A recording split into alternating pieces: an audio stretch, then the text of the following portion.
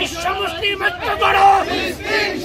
বিশ্বব্যাপী যে মুসলমানদের যে সংস্থা রয়েছে ওআইসি, তাদের অবস্থান কি?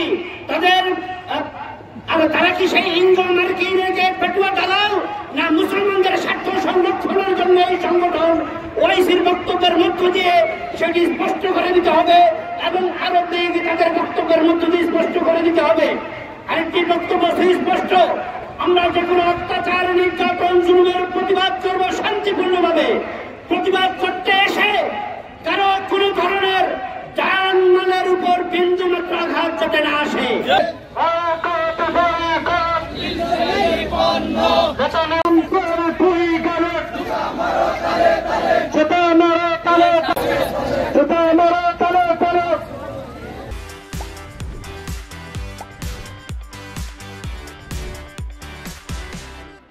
মুসলমানদের গাজার মুসলমানদের উপর নির্যাতন বন্ধ করা হোক এবং এই আমেরিকার যত পণ্য আমাদের বাংলাদেশে রয়েছে, ইসরায়েলে যত পণ্য বাংলাদেশে রয়েছে, এগুলো বয়কট করতে হবে।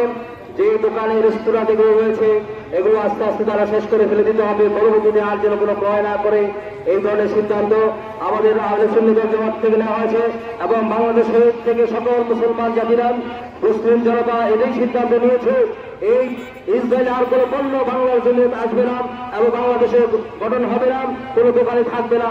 যদি কোনো দোকানে রাখে এই মুসলমান, তারা মুসলমান হিসাবে আমরা তাদেরকে মনে করবো না। কারণ যে ইহুদি নাসারা খ্রিস্টানরা বেদিদের গোষ্ঠীরা আজকে আমাদের মুসলমানদেরকে নির্যাতিত করছেন, হত্যা করতেছেন, ছোট ছোট বাচ্চাদেরকে তারা মেরে ফেলতেছেন। এটা নির্মম একটা মানবতা লঙ্ঘন করা। তাই আমরা